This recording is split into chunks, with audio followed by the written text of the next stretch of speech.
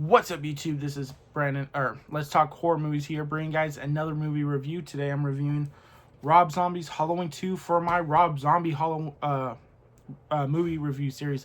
I know it's been a little bit since I posted my Halloween 2007 review, but now I'm back here to give you Halloween 2009, which I'm not going to sugarcoat it, is my favorite horror film of all time, and it's my favorite Halloween film of all time.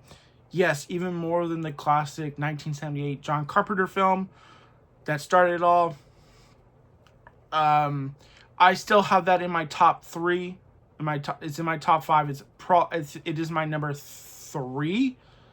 But it is. This movie has done so much more for me than I think that original. This one just, I think, affected me a lot more, and I looked at slashers a much more different way. What slashers could be more than just the kill them, or just like more of the aftermath of what happens in a slasher film. This is what happens. It is not happy. This is one of the more darkest, bleak, brutal, bloody, whatever you want to say about this movie, it's all that and feels like more.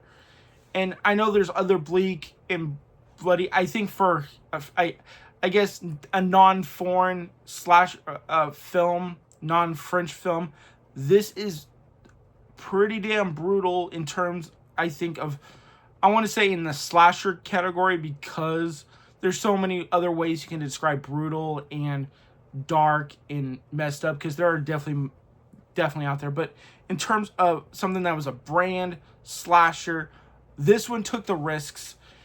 And oh my, Rob Zombie said, fuck you to the studio exec, or fuck you to the Weinsteins. I'm doing my movie the way, no matter how many ways it felt like he was being screwed on this film, the behind the scenes issues.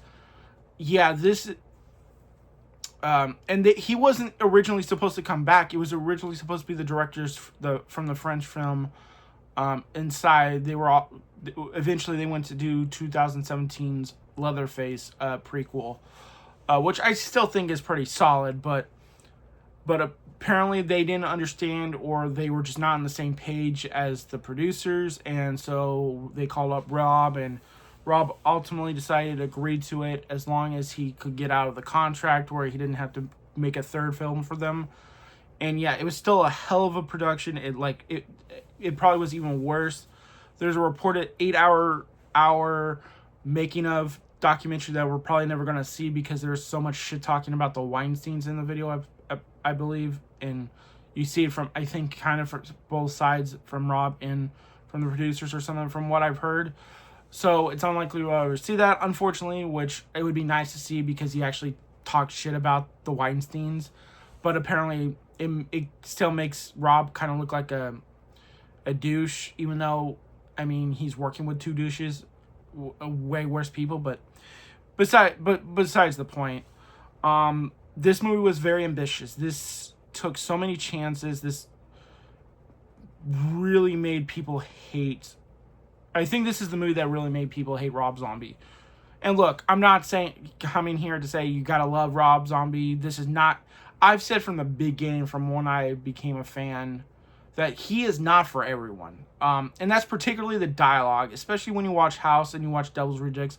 I totally get it. This is not going to be for everyone. There are hard watches. He can go pretty far. And people don't care for the writing, and I think that's another thing where he gets close to he gets to stuff where he knows how to write. And I think that's why he writes some of the things he does, because he understands what he's writing with that, not where he's not writing a superhero film. I'm not saying he wouldn't understand what a superhero film is, but I think he understands the 70s. He understands, how people, lived around certain time periods, because he did grow up in a carnival.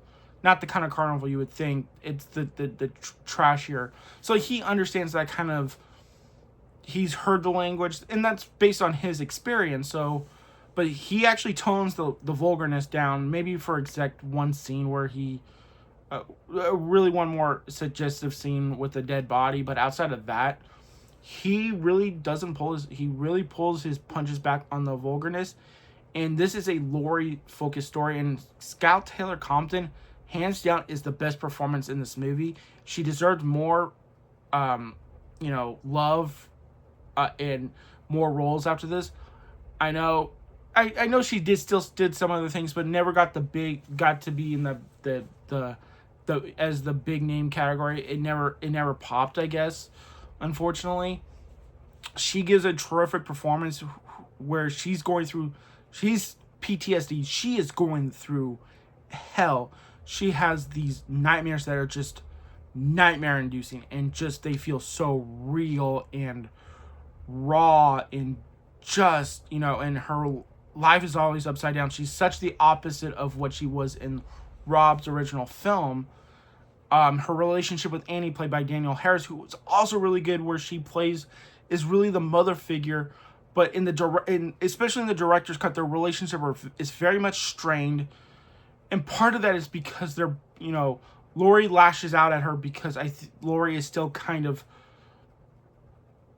blames herself for what happened to Annie. You could see that, and she doesn't know how to talk. She doesn't know how to get there without getting angry or just being frustrated. Annie's trying to do her best, and also, her dad, she lives with the Brackets now, and just it's a difficult situation to deal with. It is not easy, and this movie really shows what happens after a traumatic incident like Halloween 27 was. Was Chucky Brad Dourif, I apologize. Brad Dourif as Sheriff Brackett, oh my god, gives a heart-wrenching performance in this movie that you never think. Another great performance. He's also probably the second best performance in this movie, behind him and Scout are really damn good, because you cared about Sheriff Brackett, you cared about his relation, he cared about the girl, he cared about Laurie, he killed her, he loved his daughter, and when you see this scene that just he breaks down, it is so, oh my god, that's what I mean in terms, for a slasher movie like this, a brand name slasher, to go to the lengths that this does, in terms of that, instead of just doing all the sequels where it doesn't really affect or feel like it affects as much, or the trauma or the aftermath effects are just not as quite as dark, or are in kind of, they're not as crazy. And I mean, H2O was the first to do it in Halloween, to do the PTSD, but it's not as severe as here, which again, and then they do it in 2018, which I don't think does it. I think it tries too hard, considering how much they cut back, how they make that movie just a standalone, where the rest of the films are not canon. So it's kind of hard to have, if you had Halloween 1978 and Halloween 1981 and then Halloween 2018, I think that makes much more of a stronger case for her PTSD in that. But here it really shows this is 2 years after, and it is just, oh man. Then you got Malcolm McDowell, who who is just so different, and such a dick, and such a, again, someone else's way, another way of trying to hide that pain of what they went through, how they're dealing with. This movie shows the differences of how people cope with what happened in the last movie. The father of one of Laurie's friends brings in a gun, even though I don't think there was there was nothing in it, but it just showed how desperate and pissed off, and he was at Dr. Loomis's book, and how he manipulated, and he it's just so much of what just happened in that film, how it changed so many lives, and that's why the movie is tragic. Michael is story is tragic because he was at one point a sweet child until like at a certain point he snapped. And look, I know people don't like the origin story thing with Michael, or like knowing what, like, it was a nature versus nurture thing. But for Rob's take, I think that's what was very important. And with this one is really dealing with Laurie, and you got Michael. The only way he can connect, like, and you ultimately learn that she really has a connection. The nightmares and stuff is a connection to Michael. It's about family. And you know, the white horse, you know, in the woman in the white gown, that is not like, that was something Rob came up off on the spot. You can listen to the commentary. That was something he saw passing by, and he just thought that was cool, which I appreciate his honesty. Honestly, like, this has he tries to go for that surrealism, but I don't think he's going at it as far as like how some other people would, in much a more, I guess, egocentric style. Again, and that's, I think Rob was trying something different, you know. But again, it was just something he saw, and he just thought it was a cool idea. And I think it does add something to the film, even if it's not like the way, like, it's just something he saw and he added it while filming, you know. Again, good things coming out. Now, I know most people don't like that, but whatever. It's part of that story, and I don't mind it, honestly. I think it's cool, like, to come up with something on the fly. You know, I think that was cool. The other criticism with this film, obviously, is the hobo, the Michael Myers mask and the way he looks. But I think that feels really real, and I think it makes the most sense because, you know, he's walking around and he wouldn't be wearing his mask walking around town. I think Rob makes Michael a bit smarter here, where he's not dumb enough to wear his mask where people would know who he is. Because when you don't wear his mask, and when he needs to wear the mask, he dons it. It's really cool. I think that is something unique. And then when you get to the part where it's a half mask, that's even cooler. I think Rob was able to create a cool looking damn Michael. Tyler Mane is a beast, and I still think is the most brutal Michael, because he's never the supernatural or hinted at. Now, I know there's the connection, but there's surreal elements and stuff like that. And in the barn, obviously, like, it's supposed to be in her mind, and kind of that kind of surrealism. No one else sees it but her, because it shows how she's going kind of, you know, she's going kind of nuts, or I don't want to say she's, you know, losing grip of reality. So there are some surreal and supernatural elements that, like, more like things in our nightmares and just imagery. But I think that's what really works. The cinematography by Brandon Trost, I believe it was. Trost, yeah, is terrific. This movie is beautiful. It's the best cinematography and the best looking Halloween movie to date. The kills are brutal. This is definitely not a fun movie. Like, if you're going in for a Halloween movie and you're looking for kind of entertainment and not like dour, or this is not the one for you. This is definitely the one that, if you're in for a story, you're in for emotional mess. You're looking for just it's a depressing film when you all around it. Nothing really good nothing happy happens in this film. And that's kind of how usually all Rob's films ends anyway, outside of the Munsters. In terms of your protagonists. So this movie just works on so many levels that just worked for me. When I first saw it, I'm just like, this is so different. But it's still a Halloween. It's still Michael. It's people think it's not Michael because we're seeing it from Laurie's perspective, and then he's dressed like a hobo, but I think that just feels realistic. Like, and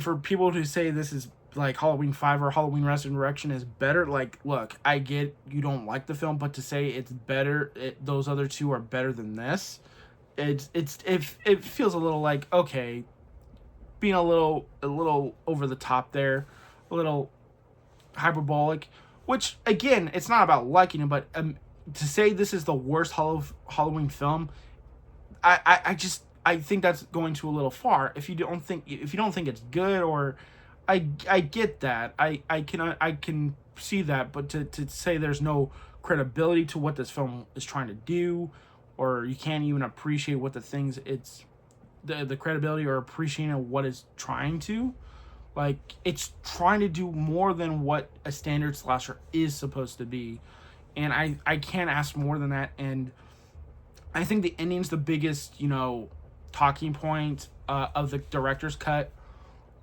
I will say that is a choice that Rob will always have to live with. Did I love the choice? It's a tough, like, I didn't love it. I think that's the one choice, like, where I'm like, I think it's because when you watch the theatrical cut version of it, and that scene in the barn where he brutally kills Loomis, compared to here where he just rams it out of the shed and he just stabs him and says die. It's such a, I know there's supposed to be more of a meaning, and I think because the way they all end in a kind of a circle, it's, and it plays Love Hurts, I think that's what makes it the better ending for me. Even the die, though, him saying let die is a choice that I'm sure there was something else he could have, if you're going to have him speak, is that what you want to say, but again, ultimately what saves that ending from that part, because I don't think it's not the worst part, the worst, like, ending or, like, scene in the movie. I think there are definitely worse, but I think this scene, once they're all laying on the ground, in the song, it goes up to, like, kind of Laurie's face, and it starts playing Love Hurts. I think that's where it really is a really effective, and yeah, this is a movie that I would definitely recommend giving another shot if you guys haven't, and even if you give it, like, I think I only really want to put this out in the terms of, look, just give it another shot and look at what they were trying to do. If you can at least appreciate that, to me, that's more than that's all I can ask for. I'm not asking you to love the film or love it or change your mind. I feel like you can still not like it, but appreciate it. I feel like that's all I think people want, like, fans of this movie want people to appreciate what Rob was trying to do. It's not going to work for you still, even then, cool. But I think I just think it's fair to give it another shot. If it, again, doesn't work still, that's cool. You still gave it another shot, not, or for a first time you gave it a watch and you like, yeah, that didn't work for me. Totally cool. But yeah. But so yeah, I hope you guys liked my review. I really hope you guys dig this. Did you guys love the film? Did you guys hate it? Did you guys loathe it? Did you guys, think it was mid? Whatever you guys think, let me know in the comments down below. This is Let's Talk Horror Movies, signing off. Peace.